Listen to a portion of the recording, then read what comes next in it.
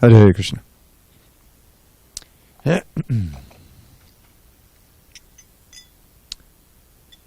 Low. Put it on low. Just for a little bit.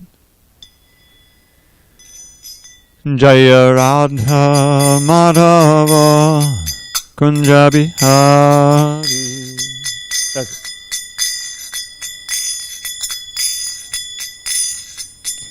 Jaya Radha Madhava Kunja Bihari.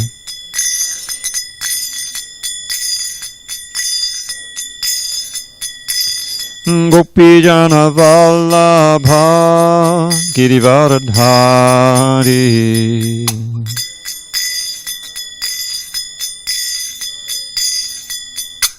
Gopi Jana Vallabha Girivardhari.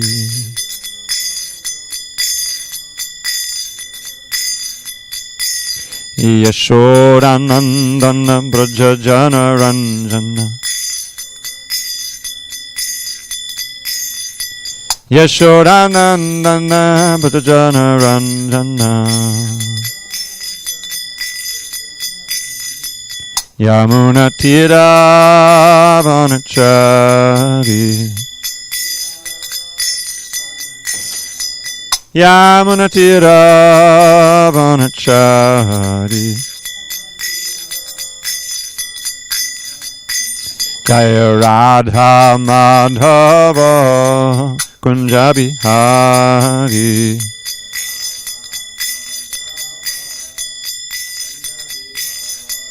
Jaya Radha Madhava Kunja Bihari.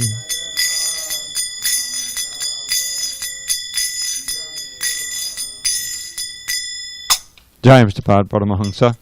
Parujikacharya Ashtoto the Sri Srimad Divine Grace. Srila A.C. Bhaktivedanta Swami Prabhupada Ki Jai. ISKCON BBT Founder Acharya Srila Prabhupada Ki Jai. Jai Vishnupad Paramahansa Parujikacharya Ashtoto the Sri Srimad Divine Grace Srila Bhakti Siddhanta Saraswati Thakur Ki Jai. Ananda Koti Vaishnavinda Ki Jai. Namacharya Srila Haridas Thakur Ki Jai. Srimad Bhagavad Gita Ki Jai. Samaveda Bhaktivinoda Ki Jai. All glories to the assembled devotees. All glory to the assembled devotees. All glory to the assembled devotees. All glory to Shri Guru and Gauranga. Page 52. Om Namo Bhagavate Vasudevaya. Om Namo Bhagavate Vasudevaya. Om Namo Bhagavate Vasudevaya.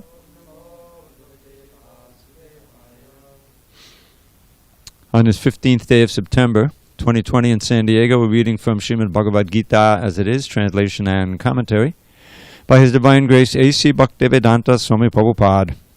And we are in Chapter 1, Observing the Armies on the Battlefield of Kurukshetra. Texts 32 to 35 in the first chapter. Page 52. Okay. I'm going to wait here.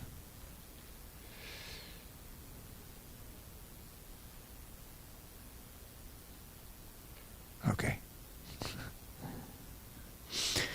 Kim no Rajena Govinda Kim Bhogar Jivitena Va Yeshamarte Kankshitam no Rajam Bhoga Sukhanicha Tahime Vastita Yudhe Pranam Chakvadananicha Acharya Pitadak Putras Tataiva Chapitamaha Matula Shusura Pautra Shyala Sambandinastata Etana Huntum Ichami.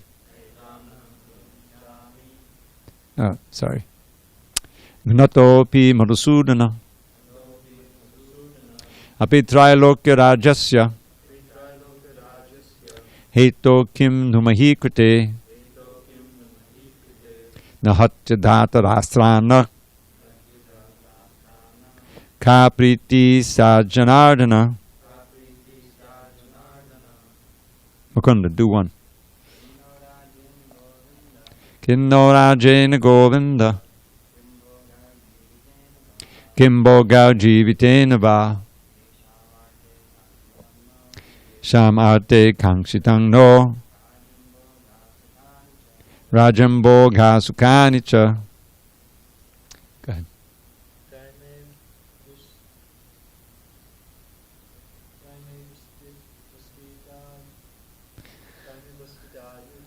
Tahime vastita yudhe pranang chakvadanani cha acharya pitadak putras tataiva cha pitamaha. Matula swasada pautra shala sambandinastata etan ahantamichami. Gnato pi madhusudana. Go ahead.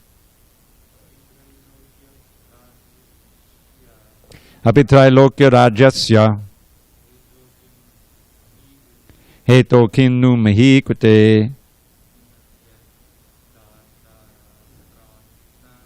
nihatya dharta rasrana kapriti sajanardana. Ed, do the first one, please.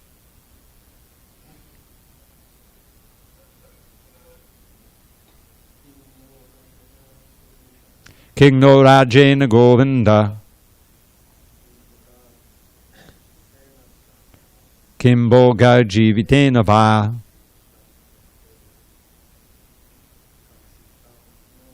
yesham arte kankshitang no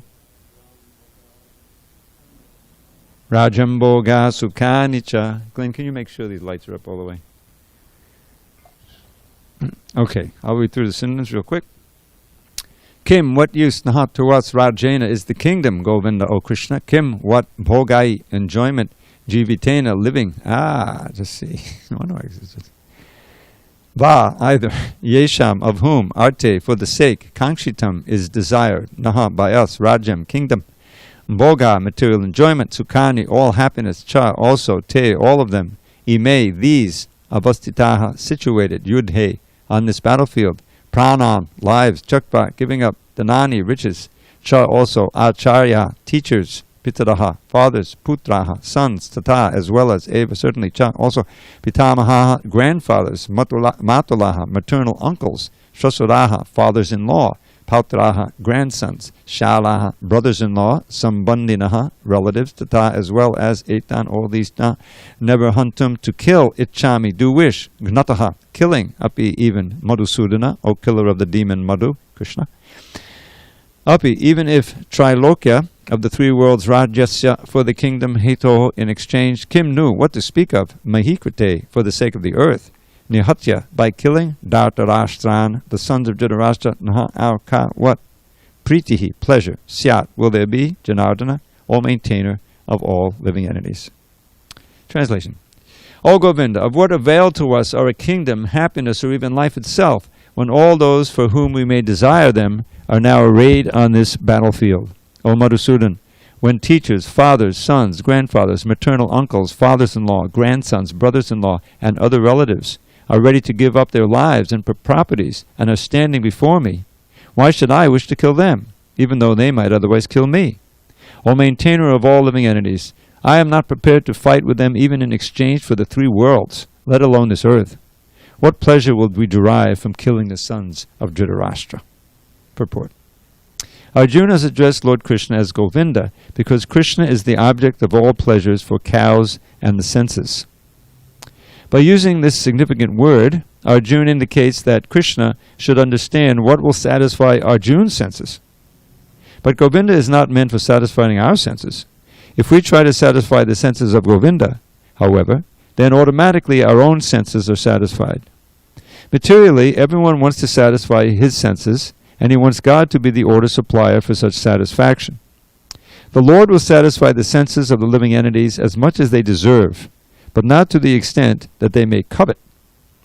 But when one takes the opposite way, namely when one tries to satisfy the senses of Govinda without desiring to satisfy one's own senses, then by the grace of Govinda, all desires of the living entity are satisfied. Arjuna's deep affection for community and family members is exhibited here partly due to his natural compassion for them. He is therefore not prepared to fight.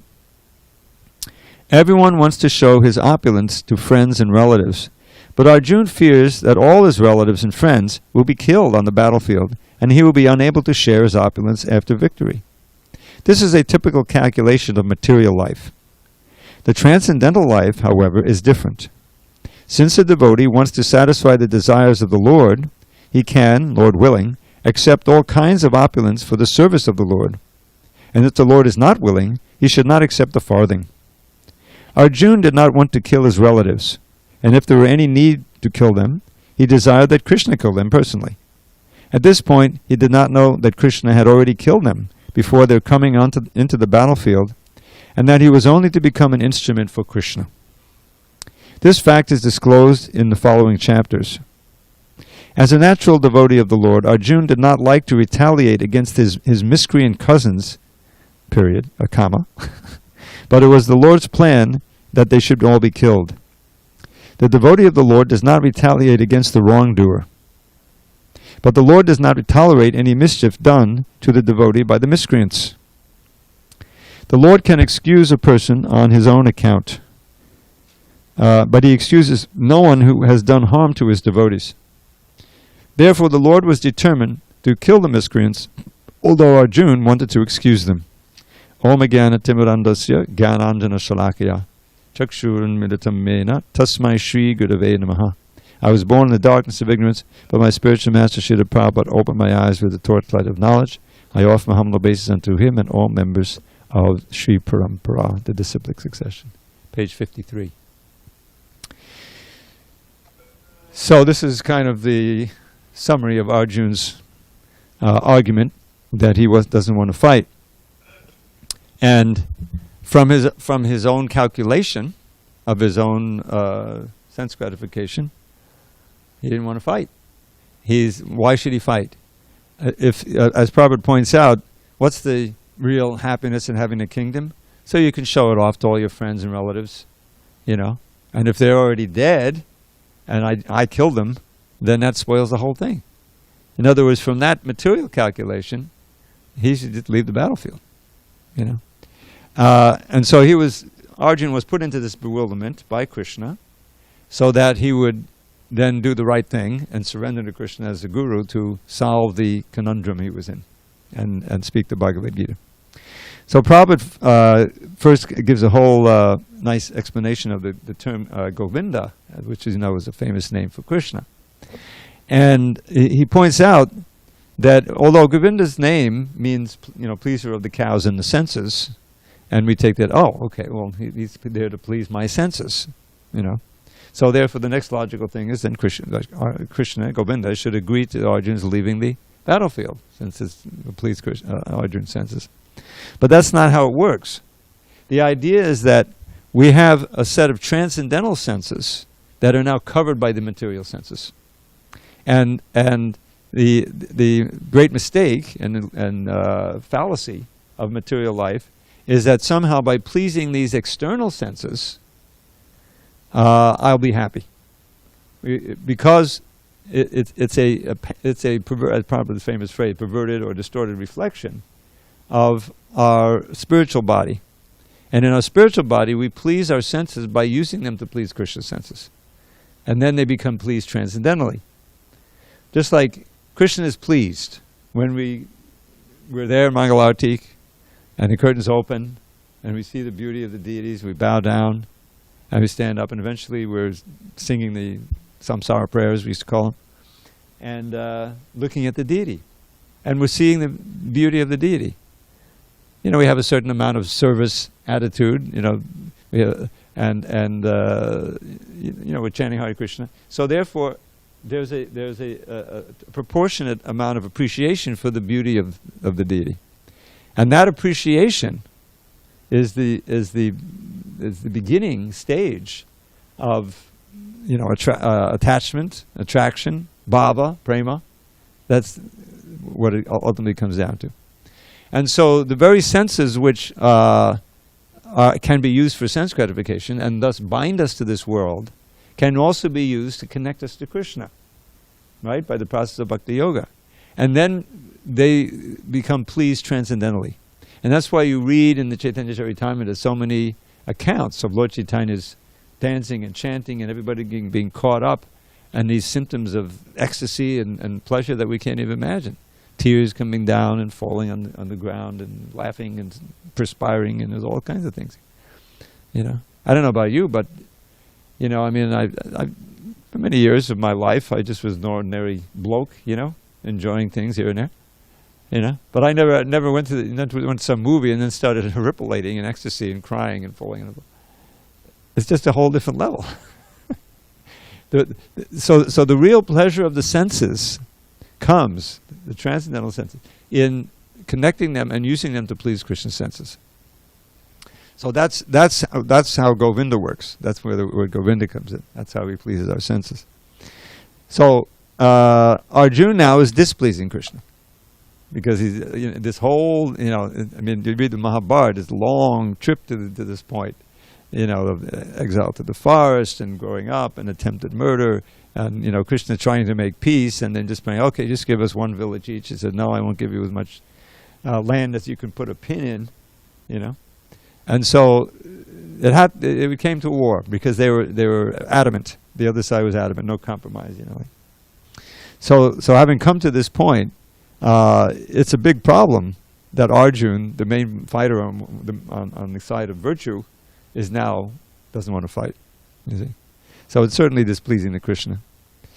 But Arjuna, as Prabhupada points out, he addresses him as Govinda, expecting that maybe he'll agree with me, and everything will be all right. So this is kind of one of the climaxes here of his argument, and he goes on, citing the Vedas as we see.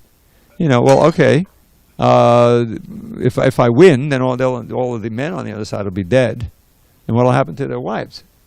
What will happen to their children? What will happen to the society when all these women are now unprotected and all kinds of unwanted children get born and everything? So he's saying, I'll be the cause of that. I'll have to suffer all these sinful reactions and like that. Harekrishna. So Prabhu, we can try to hold up there. All right, so let's see what else we have here. So Prabhupada brings in again the idea that on one side, this is his devotee character, compassion he's showing, and that side is good. He's showing his softness of heart. But in this instance, it's misplaced. This instance is misplaced. He has to transcend that and surrender to what Krishna wants. And then there's this point that, as Krishna will explain, and I think in the 11th chapter especially, nimitta matram bhavasabhyasachan, that they're already dead. In other words, you can't save them. You may think that by you not killing them, they'll be saved, but nobody leaving this battlefield alive except you Pandavas. On both sides, there's going to be a big bloodbath. I've already killed them, and he shows. You remember that incredible scene where he sees them being crunched up in the teeth of their universal form. At that point, Arjuna was saying, he was frightened. He said, "Who are you?" He said, "I am time. Karosmi loka chayakrit pavidho. I've come to destroy everybody. Now you just be my instrument in the fight." So that's to come. He didn't know that. He couldn't save them no matter what he did. Okay. If there's no comments or questions, we'll go on. We're on page 54. Text 36. Papa me bashayet asman hatvaitan atatayinaha tasman narha vayam hantum datarashran sabandhavan swajanam hikatam hatva Sukhina Syama Madhava. Sin will overcome us if we slay such aggressors. Therefore it is not proper for us to kill the sons of Dhritarashtra and our friends. What should we gain, O Krishna, husband of the goddess of fortune? And how could we be happy by killing our own kinsmen? Purport. According to Vedic injunctions, there are 6 kinds of aggressors. 1, a poison giver. 2, one who sets fire to the house. 3, one who attacks with deadly weapons.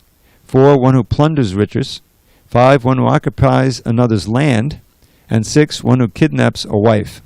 Such aggressors are at once to be killed, and no sin is incurred by killing such aggressors. Such killing of aggressors is quite befitting any ordinary man, but Arjuna was not an ordinary person. He was saintly by character, and therefore he wanted to deal with them in saintliness. This kind of saintliness, however, is not for a Kshatriya. Although a responsible man in the administration of a state is required to be saintly, he should not be cowardly. For example, Lord Ram was so saintly that people even now are anxious to live in the kingdom of Lord Ram, Ram Rajya. But Lord Ram never showed any cowardice. Ravana was an aggressor against Ram because Ravana kidnapped Ram's wife, Sita. But Lord Ram gave him sufficient lessons. Now Prabhupada would use this word sufficient sometimes to mean abundant. So I mean, severe lessons in this case. Unparalleled in the history of the world. In Arjuna's case, however, one should consider the special type of aggressors, namely his own grandfather, his own teacher, friends, sons, grandsons, etc. Because of them, Arjuna thought that he should not take the severe steps necessary against ordinary aggressors. Besides that, saintly persons are advised to forgive. Such injunctions for saintly persons are more important than any political emergency. Arjuna considered that rather than kill his own kinsmen for political reasons, it would be better to forgive them on grounds of religion and saintly behavior. He did not, therefore, consider such killing profitable simply for the matter of temporary bodily happiness. After all, kingdoms and the pleasures derived therefrom are not permanent, so why should he risk his life and eternal salvation by killing his own kinsmen? Arjuna's addressing of Krishna as Madhava, or the husband of the goddess of fortune, is also significant in this connection. He wanted to point out to Krishna that, as the husband of the goddess of fortune, he, Krishna, should not induce Arjuna to take up a matter which would ultimately bring about misfortune. Krishna, however, never brings misfortune to anyone, to say nothing of his devotees. So this is another argument. Sin will overcome us. It's not just a question of having the pleasure of seeing his relatives alive, but also to avoid punishment after death, because I'll be performing sin. Now, of course, it's absurd because he's speaking to the Supreme Personality of Godhead, who ultimately is in charge of deciding what's sinful and what isn't. So you can see how absurd the argument is. Krishna wanted him to fight, that was clear. But he's arguing with Krishna as if he's forgetting that he's God and just thinking he's his ordinary friend. So that's ultimately doesn't make any sense. But from a certain very restricted point of view, it makes perfect sense for Arjuna. He's, as Prabhupada says here or in another chapter, is that Arjuna's calculations were all on the basis of his own sense gratification. In other words, he was spinning up these shastric arguments based on karma kanda, and so in one sense it all made perfect sense, But even he saw the absurdity of it in the beginning of the next chapter, and he basically said, "I don't know what real dharma is." When he finally realized that, then it made sense for him to surrender to the speaker of dharma, the definer of dharma. So but here we see, and what happens is that just in ordinary life, we find that if someone, because there's often two contending forces in someone's heart. He knows something is the right thing to do, but here he strongly wants to do something else. So if you have a strong conscience, it's painful to act against your conscience. So you spin up some argument. The intelligence is serving the lower self. Remember the third chapter? The third chapter, the problem at the end of the third chapter, Arjuna asks that question. He says, what forces one? Why do we do things that we actually know are wrong? We know they're harmful and that we do them anyway. What is it, Krishna? And of course, it's karma. It's this powerful force of obsessive desire. Now, what's the result of that? The first thing is it covers your intelligence. Avitam jnanametina jnanino nityavaidana. This eternal enemy of lust covers the knowledge of the knowing soul. Avitam jnanametina nityavaidana. Kamarupenam dushparena lenajaya. Ever unsatisfied, burns like fire. And this material desire, it takes over the senses, the mind, and the intelligence. And occupies these strategic positions. You're thinking of it as your enemy. So it's like a little battlefield. We each have a battlefield in our whole being. So that once that material desire is taken over, then your intelligence becomes your worst enemy, because your intelligence is all thinking of all kinds of arguments why you should do what there's a little voice in your heart is telling you, no, you shouldn't do it. In other words, the conscience. You've covered over so much that you can't hear that and obey that voice of the conscience, which is ultimately the super soul. So the only hope for someone like that, someone like us, is that there's an intervention. That Krishna comes from outside. This is mentioned. He appears in three forms. As himself, outside like here, rarely, once in a day of Brahma. Or as the super soul in the heart, who's always with us, but we can't hear him, because we're too covered over. Or he comes as the acharya, and I'm sorry, there's another form. He comes as the shastra. So when we're able to access or become receptive to the words coming from the guru, the sadhu, and especially the shastra, who they're speaking the shastra, it's all one, then there's hope for us. It can break through these barriers of ignorance that we've set. And we can change our behavior radically. And that's what happens to Arjuna. He's an example of that. Of course, he's already pure. He's a friend of Krishna. But he becomes covered. Krishna covers him over, so that we can emulate him in turning our behavior around. And you see, it's 180 degrees. On one side, he said, no, I'm gonna fight and kill my relatives. I can't bear to even think about living when the Dhartarashtrans, you notice that word comes in again and again, the sons of Dhritarashtra. That's what Dhartarashtra means. If they're killed, I don't want to live, But he gave that up ultimately, and he participated in killing him, all 100 of them. Bhima didn't have to go through all this. He was ready to. He was ready to go from the beginning. In fact, in this Sabha Parva, this is in the later Parva, of course. The Sabha. What is the Sabha? Sabha is the meeting hall, the gambling match.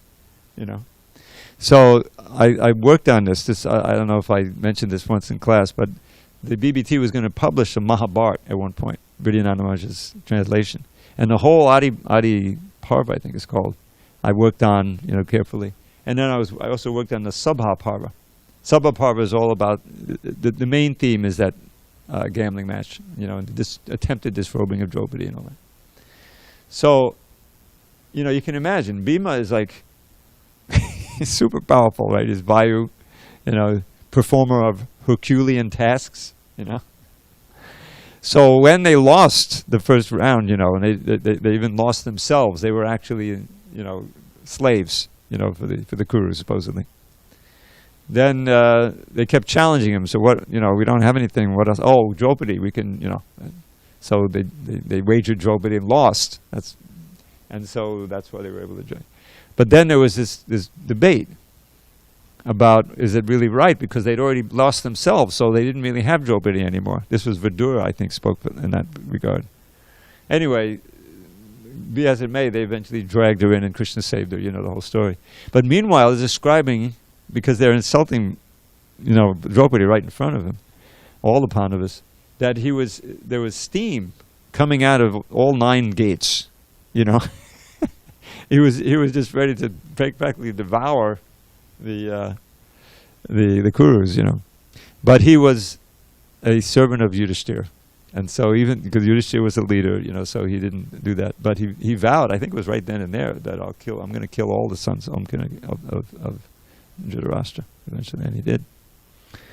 So he didn't have to go through any of this. He was ready to fight from the beginning. So Arjun is the protagonist here. Okay, any questions on this? We'll go on. We may finish this chapter. Text 37-38. Yadyap yete na pashyanti lobo pahata chetasaha kulakchaya kutam dosham mitra drohe cha patakam katam naggeyam asmabhi papad asman nivartitum kulakchaya kutam dosham papasyad vir janardana. O Janardan, although these men, their hearts overtaken by greed, see no fault in killing one's family or quarreling with friends, why should we, who can see the crime in destroying a family, engage in these acts of sin? Purport. A Kshatriya is not supposed to refuse to battle or gamble when he is so invited by some rival party. Under such an obligation, Arjuna could not refuse to fight, because he had been challenged by the party of Duryodhana. In this connection, Arjuna considered that the other party might be blind to the effects of such a challenge. Arjuna, however, could see the evil consequences and could not accept the challenge. Obligation is actually binding when the effect is good, but when the effect is otherwise, then no one can be bound. Considering all these pros and cons, Arjuna decided not to fight. Now, do you see the fallacy of this? Is that he's calculated on material basis. That the ultimate good, what does the summum bonum mean? This comes up in the first purport, I believe, of the whole Bhagavatam. What is summum? Krishna is the summum bonum. The ultimate good. The ultimate good. So in other words, Krishna is all good. Whatever he does, it may seem to be bad, but it's for the ultimate good of everyone. And so Arjuna, on the basis of his material calculation, is thinking, well, as a Kshatriya, I'm supposed to fight because I've been challenged, And Yudhishthira, as is clear with the gambling match and everything, is that he followed that to the letter, even to the point of not telling a lie when Krishna told him to. You know that pastime? He's on the battlefield, and how are we going to ever kill Dronacharya because he's so skilled? He has to become disheartened, dispirited by thinking that his son is dead. So he said, okay, Yudhishthira, because everyone knows you always tell the truth. So now you tell a lie and it will be believed. And we want you to say Ashwatthama is dead. Ashwatthama is his son. So Yudhishthira refused. So I can't tell a lie. So therefore he had to see hell. He didn't actually go there, but he had to see it. But said, so Krishna got around it. He said, okay, but there's an elephant named Ashwatthama and he's actually been killed. You see, there he is over there, he's lying on the... So you just say Ashwatthama the elephant has been killed. And said, okay, that I can say. So he said, Ashwatthama the elephant has been killed. And when the elephant part came out, with Krishna blew his conch shell, I think, right? Drowning that out. So Dronacharya thought Ashwatthama, the most famous Ashwatthama, is his son, had been killed. So in that way he got Yudhishthira. So so it's a similar thing that he wanted to follow the letter of the law, but when Krishna wants you to break the law, that becomes the law in that particular instance. And so that's another instance of this. Yeah. I never noticed this line before. Obligation is actually binding when the effect is good, but the effect is otherwise, then no one can be bound. So it's saying that you make an obligation, you can then break it if the result Effect is clearly bad, but then you have what is good and bad, and you have to calculate that on the absolute platform. Yeah, I was also thinking even Lord Rama's father, he had an obligation to his wife, and he knows it's bad obligations, just like that. In one sense, it's praise for Venkat, he's so virtuous, he doesn't break his vow.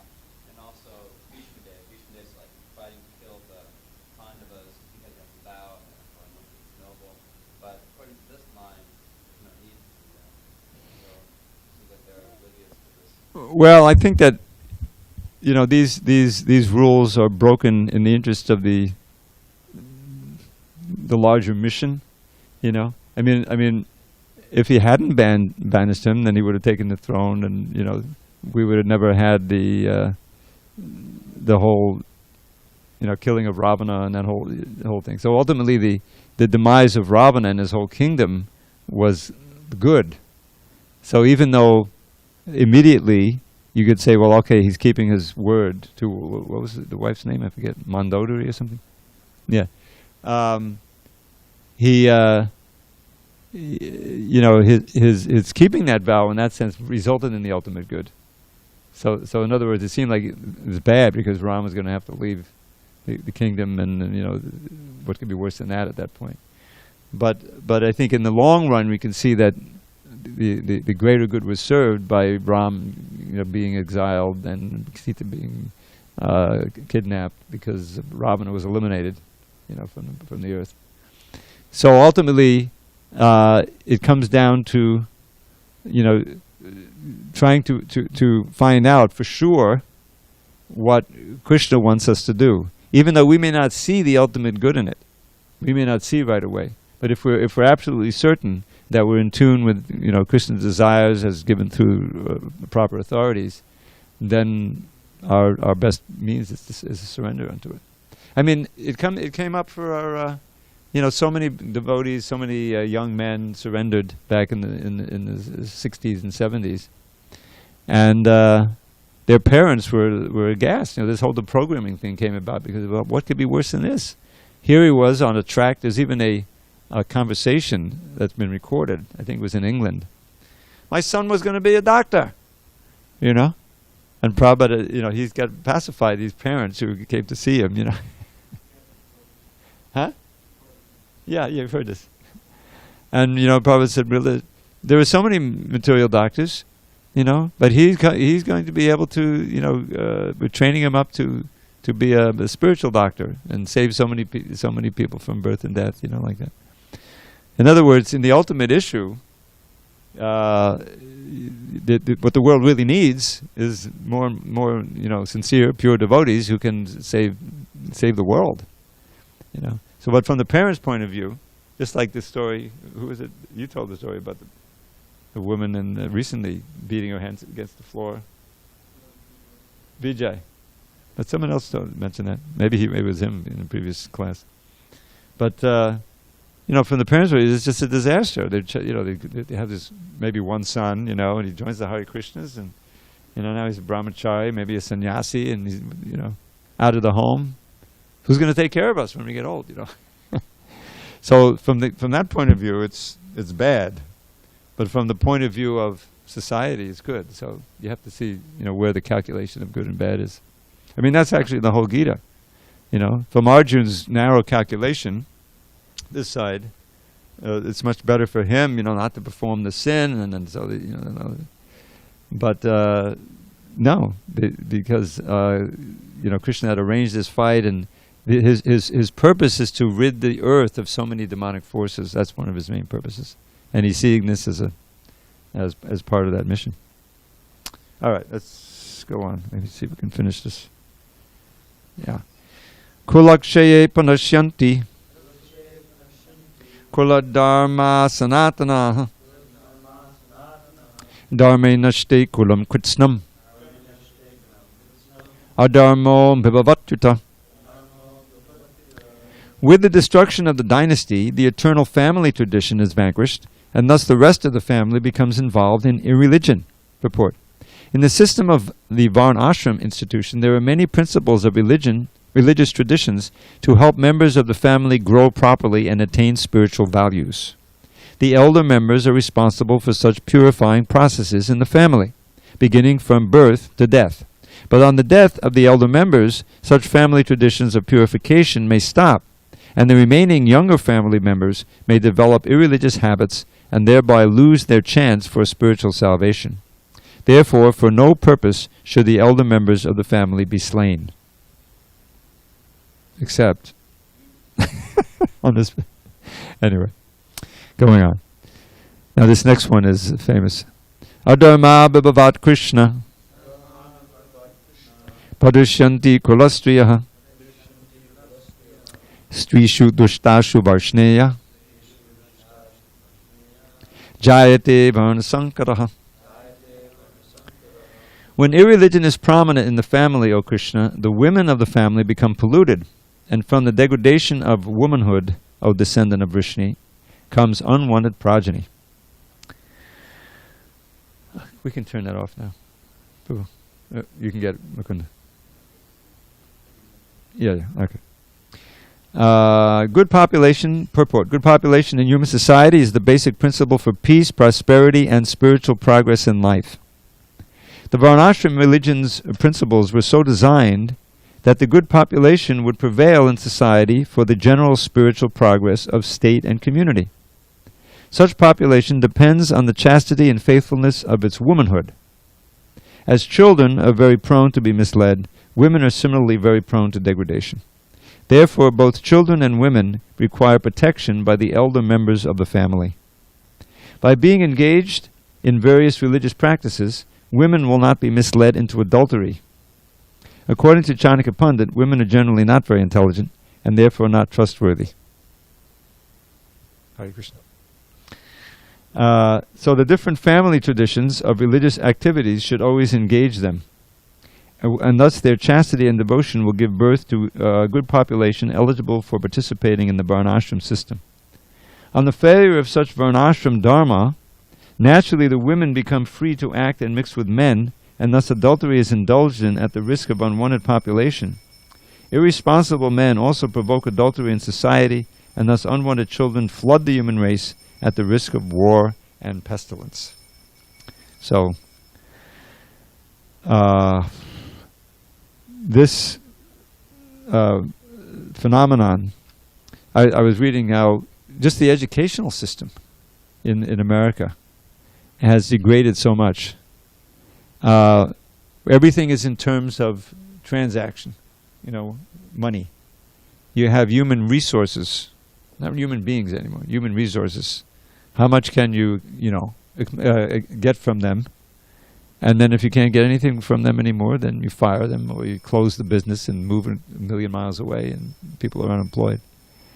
In other words, and then what happens to like when I grew up, the public education was pretty good. This is the post-war.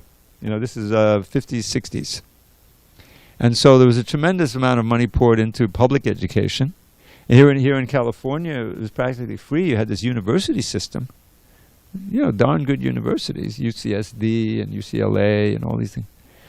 And you could attend with minimal cost, and there were much more scholars. There was much more support for it. And not only that, but you had what they call liberal arts. Now, of course, there's all kinds of ignorance being pervaded, but at least there was this idea that we should have some idea about philosophy and literature and things like that to give people culture, rather than just teaching, business school and things that you can then sell when you get out, Plus the cost of the education has gone way up. So you come out and you're in great debt, and the jobs aren't there. Now what? There's a higher percentage of people from 24 to 30 living at home with their parents than any time since World War II. Because they come out of college and you can't get a job, or if you can, it can't pay enough to pay the rent in SanDiego. And so it's insane. And then speaking here, there's no conception, because of various causes that you all know about. The conception of even of marriage is becoming outmoded now. And what does it mean really? If you can just dissolve it very easily, it's supposed to. Why was it in a church? Why are these? It's supposed to be a kind of religious ceremony, because you want to feel the responsibility of staying together, and creating a pious population. All kinds of restrictions, rather than just on the basis of sex attraction. This is predicted in the 12th canto, that marriage would be unknown and men and women will get together just on the basis of sex attraction. Well, that's very fickle. After some time, someone else comes along, or you get. And so then what happens? What happens to the kids? All of these single women who are trying to take care of children, is exactly what's being described here. So it's this is what Arjuna foresees. If he killed, all the men are killed, what's happening to their wives? Like that. So it's a phenomenon that's happening today all around us. And what happens is they grow up and they have no training and no education, moral education. It creates hell on earth. People in guns. America, everyone has a gun and no sense of ethics and morality and virtue. Disaster. The only hope? Hare Krishna. All right, moving along. Sankaro narakayaiva kulagnanam kulasicha patanti patado yesham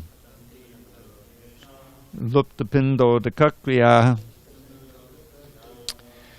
An increase of unwanted populations. This comes from the previous verse. An increase in unwanted population certainly causes hellish life both for the family and for those who destroy the family tradition. The ancestors of such corrupt families fall down because the performances for offering them food and water are entirely stopped. According to the rules and regulations of fruitive activities, there is a need to offer periodical food and water to the forefathers of the family. Sometimes we see that here, the Shraddha ceremony, the Dharma used to perform here. The offering is performed by worship of Vishnu because eating the remnants of food offered to Vishnu can deliver one from all kinds of sinful reactions. Sometimes the forefathers may be suffering from various types of sinful reactions, and sometimes some of them cannot even acquire a gross material body and are forced to remain in subtle bodies as ghosts.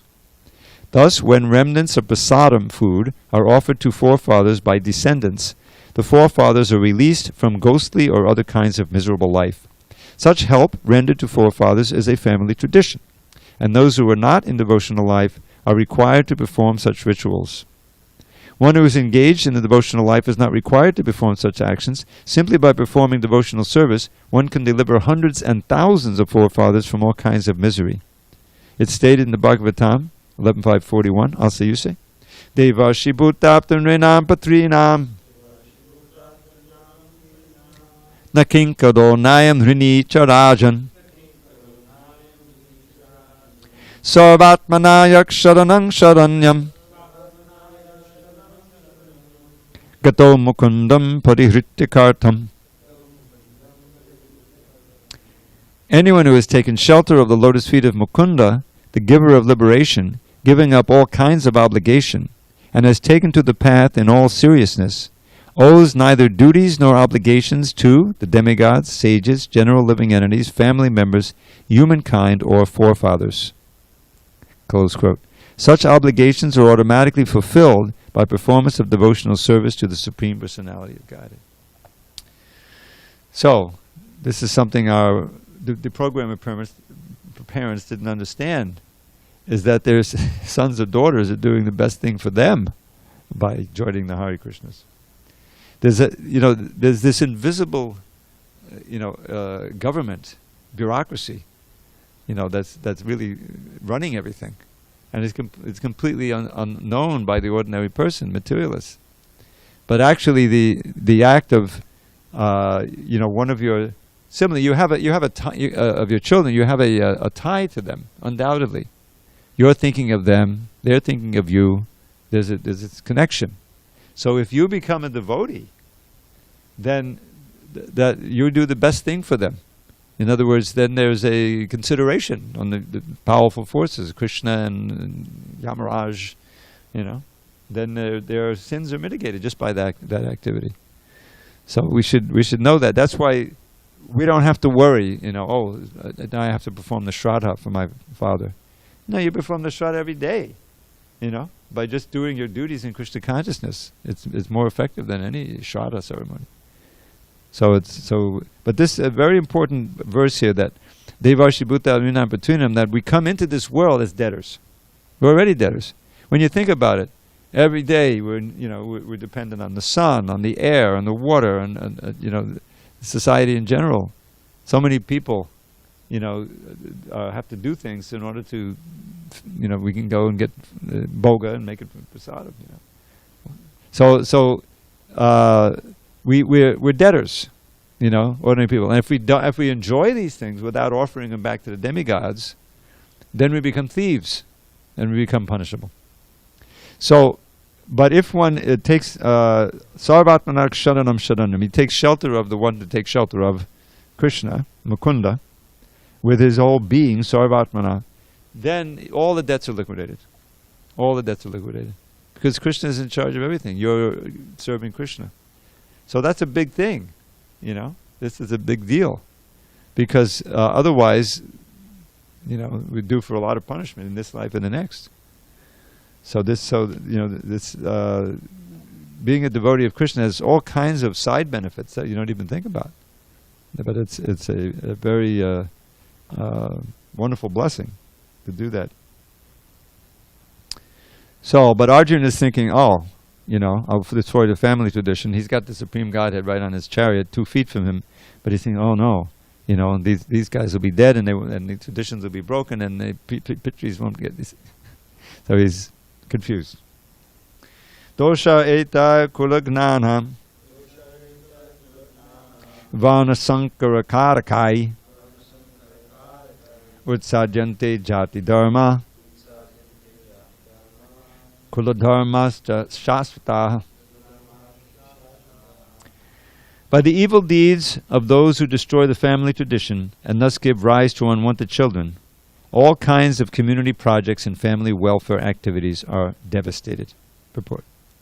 Community projects for the 4 orders of human society, combined with family welfare activities, as they are set forth by the institution of the Sanatana Dharma or Varnashram Dharma, are designed to enable the human being to attain his ultimate salvation. Therefore, the breaking of the Sanatana Dharma tradition by irresponsible leaders of society brings about chaos in that society, and consequently people forget the aim of life, Vishnu. Such leaders are called blind, and persons who follow such leaders are sure to be led into chaos. So we're witnessing that today all around the world, even here in the US of A. The leader, who becomes a leader of society is so important. That's the whole idea here, is that Krishna wanted to install Yudhishthira as the king so that his influence would then help society. And we see throughout the Bhagavatam, with Prithu and Yudhishthira and Parikshit and others, how the king can make all the difference in the world. Because he's whatever the leader does, people follow. And it works both ways. If the leader is a rascal, then society becomes hellish. So that was Prabhupada's plan, ultimately to enable devotees to become leaders in society, and so to save mankind. Okay, any questions or comments on these points? We'll definitely finish this on tomorrow. Okay. By the way, we're coming up tomorrow on Purushottama Adhika Mas. You may not have heard that phrase before. This is an extra month, just like in the sun, the regular calendar, you have the leap year, and then you have the extra day, February 29th. So the lunar calendar, every few years is an extra month because in order to come out even, and we're coming up on that month. And so if you've been following Chaturmasya, you suspend it for a month and then you begin it again. Prabhupada was born during one of these years. No, I'm sorry. He was born during one of these. No, passed away during one of these years. And that's why we usually observe his disappearance late October sometime. When there was one of those extra months. I'm not sure if it was during the month, but everything was pushed back. And so this year his disappearance will be right around that November 14th day. No, it wasn't last year. You've been around so long, time flies, it starts speeding up. Okay, all glories to the Prabhupada. Hari Hari.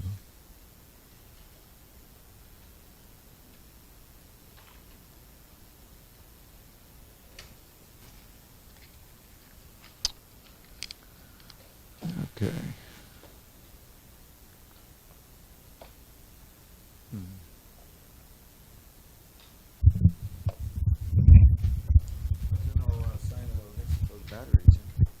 Yes, actually, Jamal did something. Jamal did.